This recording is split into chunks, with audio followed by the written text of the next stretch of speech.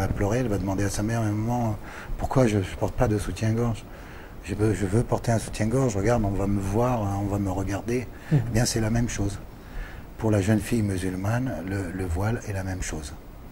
Quand les gens auront compris ça, à ce moment-là, l'islam sera mieux compris en France. C'est-à-dire qu'il y a une inculture, il n'y a pas de culture sur les religions en général, je dirais, parce que la plupart des catholiques ne connaissent pas leur religion.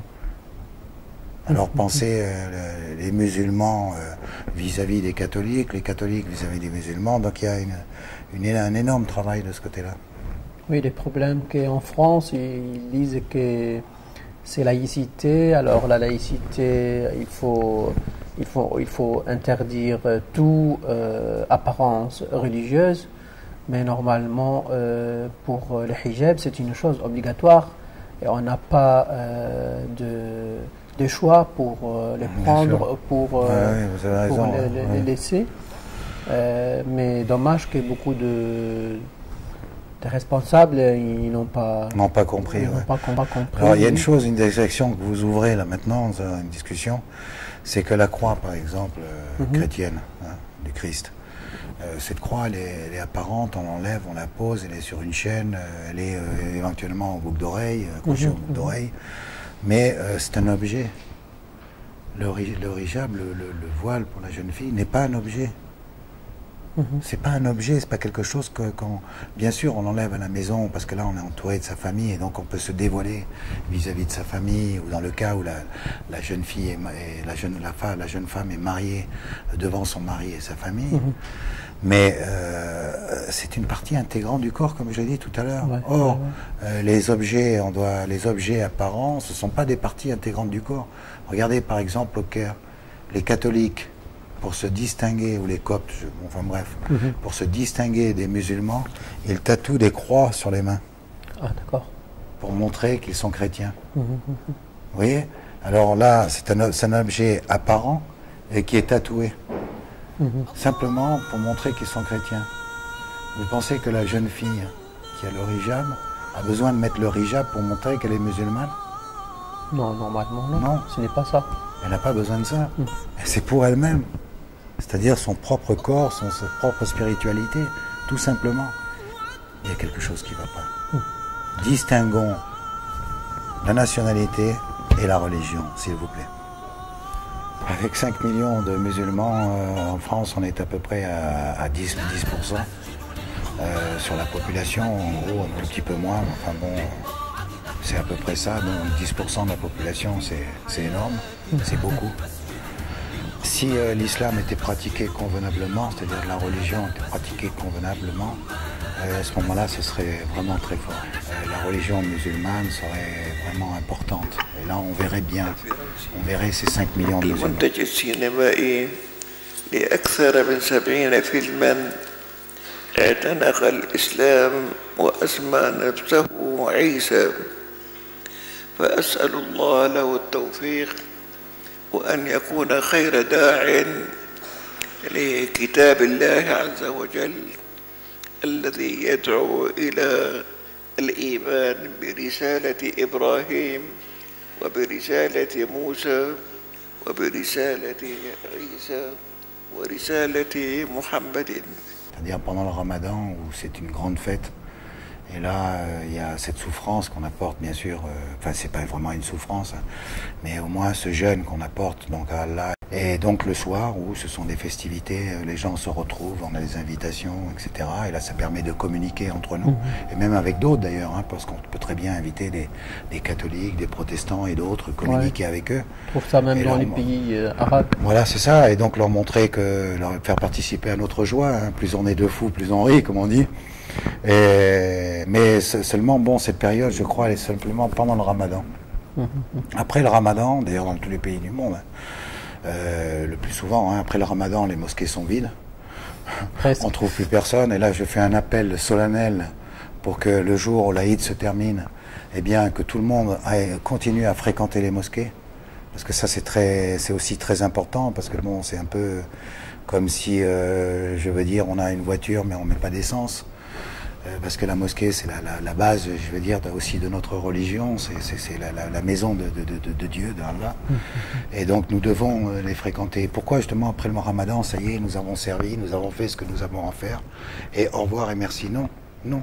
J'ai fréquenté les mosquées à 5 h de l'après-midi, Maghreb, et il n'y avait personne. Peut-être une ligne dans la grande mosquée à Paris, une seule ligne, même pas encore. Même pas une ligne. Alors où sont les gens? Que font les musulmans en France? Où sont-ils? Est-ce que vous pouvez m'expliquer, vous pouvez me dire où sont les musulmans en France? Où sont ces 5 millions? Je les cherche, je ne les trouve pas. Alors c'est vrai qu'il y a des gens compétents, bien sûr, il ne faut pas tout enlever. Il y a des gens hyper compétents, il y a des gens qui se battent justement pour expliquer ce que c'est que l'islam. Parce que quand on pratique l'islam, on n'a plus de problème. On est protégé, c'est fini, Dieu nous protège. C'est ça qu'ils ne comprennent pas. Alors ils pensent un coup avoir de l'argent, une autre fois avoir rencontré telle ou telle personne, avoir pu trouver un travail. Mais c'est une erreur. Parce que tant qu'ils ne reviendront pas à leur religion, tant qu'ils ne pratiqueront pas leur religion, convenablement, ils n'auront pas d'aide de Dieu, d'Allah. Alors qu'on n'aille pas me dire que là-bas, mettons à Paris, oh, on a des problèmes pour travailler parce qu'on est musulman, on ne peut pas faire la prière comme on veut.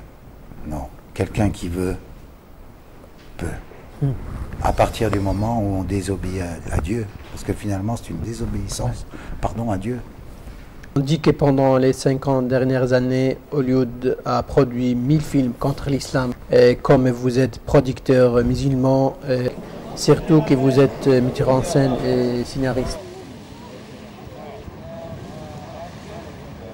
C'est pour cette question, elle est fondamentale, parce que ça me touche aussi personnellement, parce que c'est mon métier. Il faut savoir que je pratique ce métier depuis 1977. C'est important. Où j'étais à ce moment-là cascadeur, conseiller technique en cascade, donc ma première bagarre, on peut dire, sur un film qui s'appelait La mer à boire de Philippe Ducrest.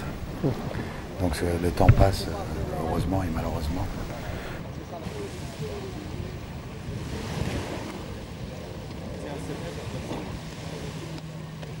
Comme j'ai évoqué un tout petit peu auparavant, les musulmans ont toujours un mauvais rôle.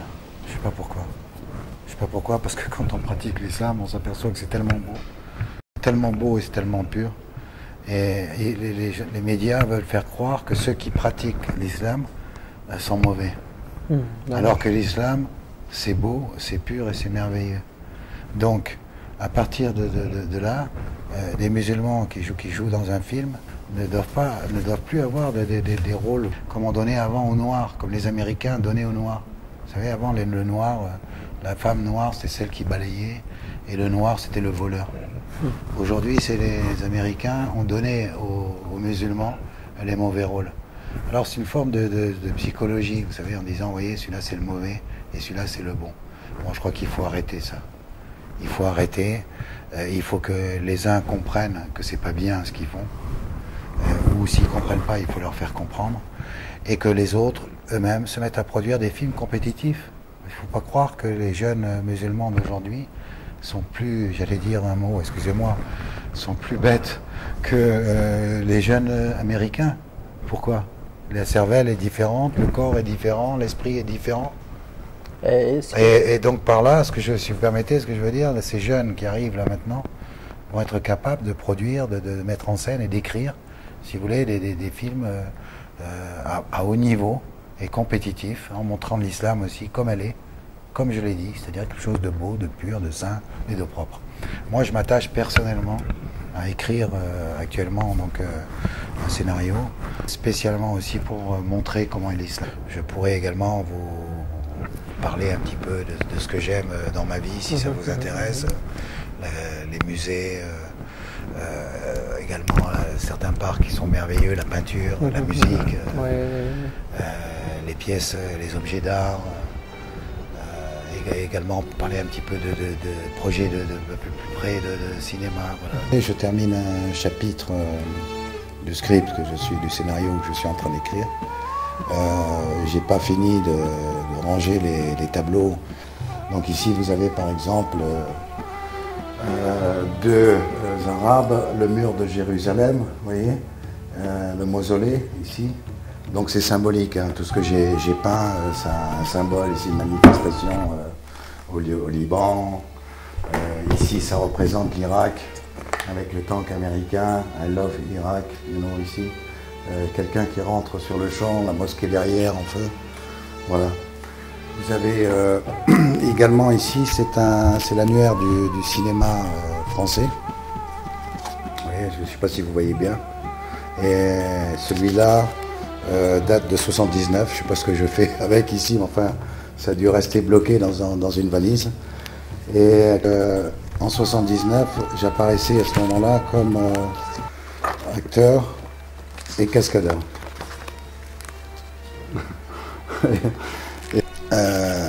Un autre annuaire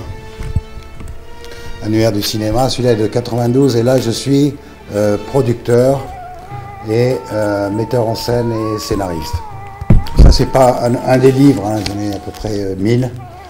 Par exemple ici donc Roman Polanski, que vous connaissez bien sûr, très bon metteur en scène. Bon, on peut le dire, j'étais à son école. Dédicace, pardon, sur son amitié. Anthony Quinn, Lorraine Bacall et moi bien sûr. Un des bureaux donc à l'île Saint-Louis à Paris. Ici sur le tournage avec Lorraine Bacall et les techniciens. Ici c'est un autre un prix que Anthony Quinn a gagné sur un des livres qu'il a écrit.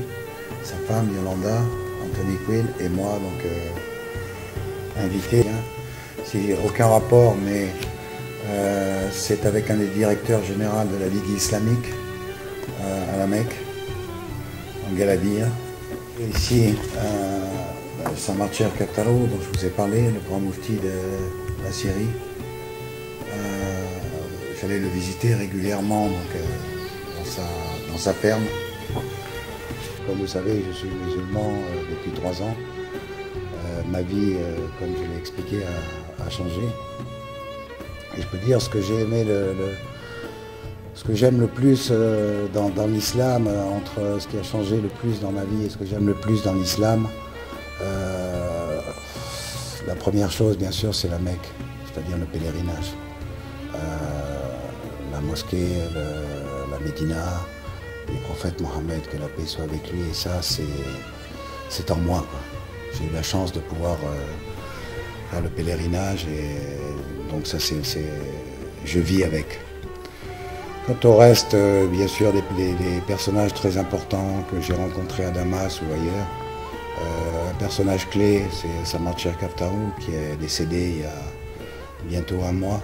الفرصة لي لأتكلم في هذا الجمع الكريم سائلا الله أن يمده بتمام الصحة والعافية. Merci. Donc je remercie mon interprète. J'espère que j'ai confiance en lui pour que j'ai pu avoir donc une bonne traduction. Je vous remercie tous aussi d'avoir la gentillesse de m'écouter.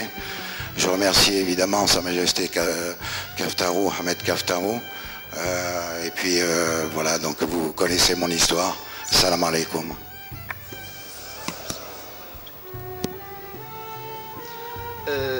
أشكركم على حسن استماعكم وأظن أن لي ثقة في المترجم الذي ترجم الكلام الذي كنت أريد أن أقوله وأشكر مرة أخرى سماحة الشيخ أحمد كفتارو والسلام عليكم ورحمة الله وبركاته.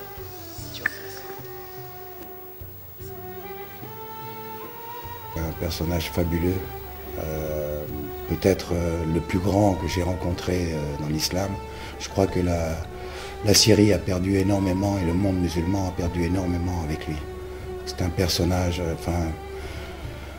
c'était pour moi comme un père spirituel. Je veux dire, chaque parole, j'avais l'impression qu'elles étaient guidées par Allah. Et pour le reste, bon, bien sûr, d'autres chers très connus, comme bon, bien sûr toute la famille Kaftarou, la famille Farfour et d'autres chers qui sont autour, qui forment toute une famille que j'aime beaucoup et qui sont responsables. J'ai eu la chance aussi de pouvoir mettre en scène plusieurs courts-métrages dans une chaîne de télévision musulmane. J'espère tout simplement que ça ne sera pas coupé, que ça restera comme je l'ai monté. Parce que là, il y a encore quelques idées qui malheureusement ne sont pas tout à fait comme il faudrait. Enfin, si ça reste comme je l'ai tourné, comme je l'ai voulu, donc les écoles coraniques, les enfants, beaucoup d'enfants, des gens qui chantent le Coran pendant qu'ils travaillent, c'est-à-dire n'importe quel métier, des gens sains, des gens propres. Il me reste encore à écrire aussi un livre et enfin,